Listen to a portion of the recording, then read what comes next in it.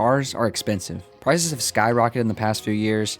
From the beginning of 2020 to now, the global market has faced some wild changes from the to the ongoing supply chain issues. It's been a roller coaster ride for manufacturers and car manufacturers alike. Now, a lot of those issues affect like new cars. So obviously with the price of new cars going high, used car prices have gone through the roof. And also I think a lot of people just realize after how many junky new cars are out there that the old ones are just built better. They don't build them like they used to, brother. So the fun thing is I actually have a list that I made back in like 2020 when I was looking at buying new cars. So the funny thing is like this list literally contains the cars that I was looking at back then. All the cars were around 10K, a little bit under 10K. So it's going to be interesting to go through this list, see what those cars were going for back then, and seeing where those prices are now. Because I'm guaranteeing you these cars are going to be like through the roof. Nissan 350Z Infiniti G35. All right, first up we got everybody's favorite, the Nissan 350Z / Infiniti G35. Hold on one second.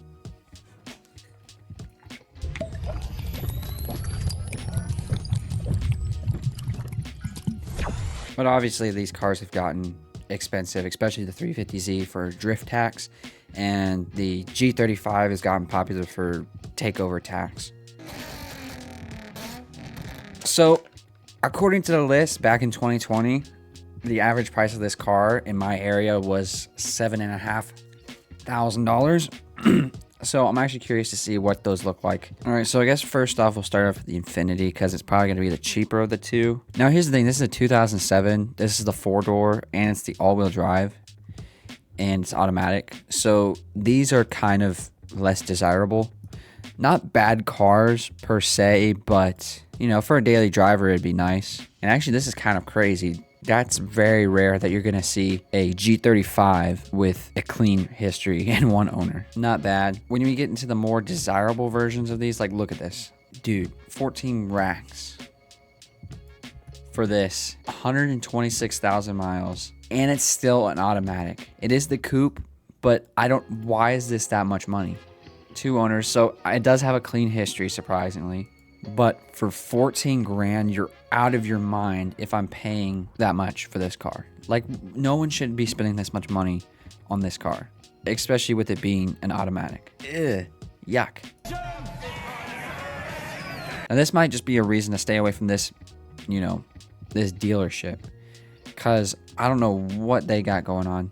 13 grand for a base Infiniti G35 sedan. 13 grand for that is actually insane. So the prices of the Infinitis have, oh my goodness. Are we serious?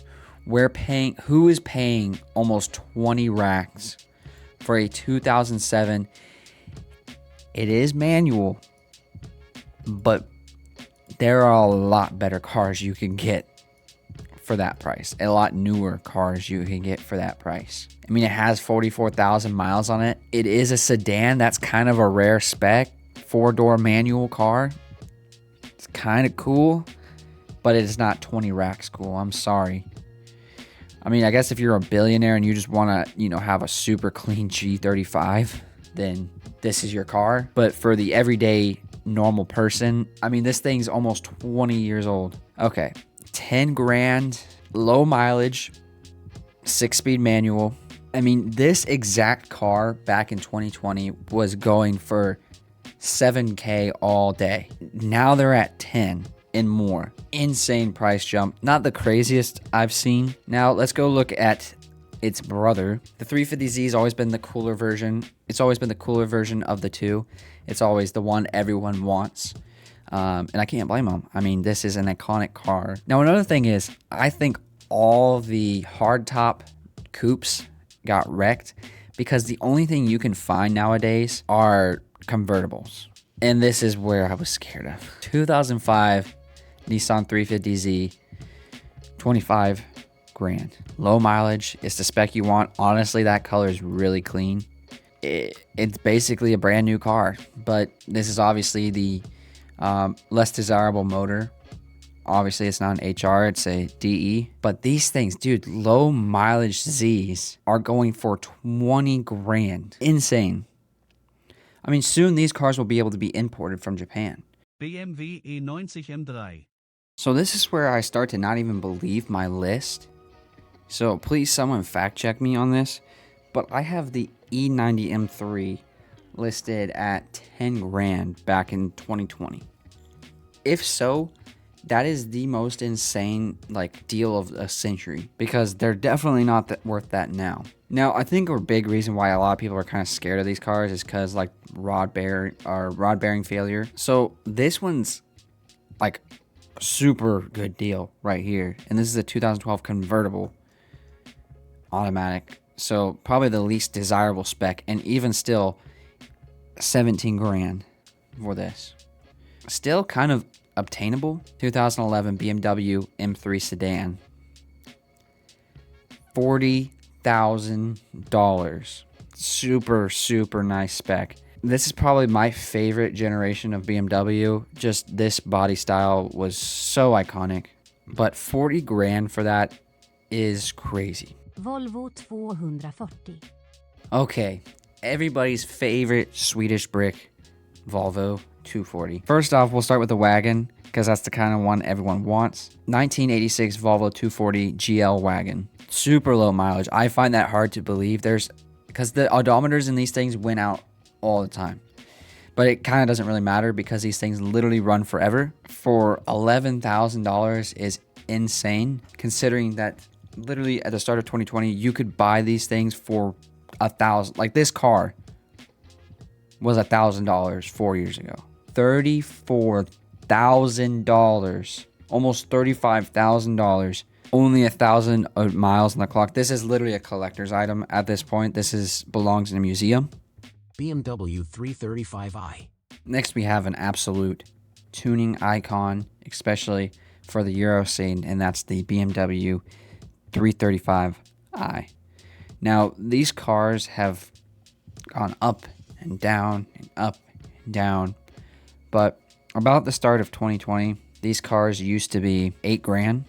I know the lowest they probably got was probably 5 grand for a really rough one. It's a 2013, 16 grand, 37,000 miles. That is extremely low mileage, but this is the least desirable spec. It's the convertible and it's an automatic, so not super desirable. And they want 10 grand for it, and it has 143,000 miles on it. That thing needs a rebuild. So this is the N55. This isn't even the N54, so it's less tunable but more reliable. Even at 140,000 miles, I don't know if I would get this car for 10 grand. Honestly, these cars' prices have kind of stayed normal. I mean, realistically, if you can get one of these cars for 10 grand and it's close to 100,000 miles, maybe a little bit over, preferably a little bit under, I mean, and you know how to work on cars, these are really good cars. You can buy them cheap, but the thing is, you will spend tens and thousands of dollars. Trucks. Next up is trucks. Like literally any truck. The prices on trucks have gone through the roof. Everyone wants a truck, especially the people who don't need them. Like people who play golf once a month. They're meant for farmers. They're meant for people who work construction, welding, stuff like that. They're not meant for the guy who works in finance that goes camping sometimes. I mean, it seems like most of the people who drive trucks, especially F-150s, you look over and they look like this. Or that. Now you go to pretty much any car dealership and the whole front lot is just full of nothing but trucks.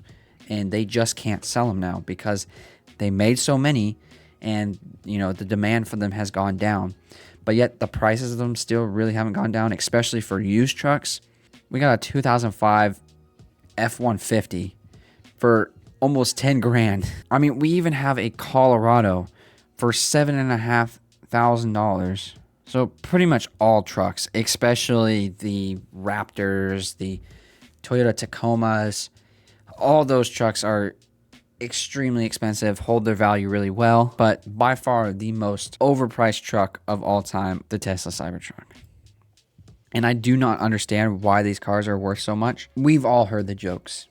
toaster on wheels, refrigerator on wheels, dumpster on wheels. There's a guy in my neighborhood who owns these and literally every night gets attacked by raccoons because they think it's a trash can. Webstaurantstore.com. I found a Tesla Cybertruck for $800.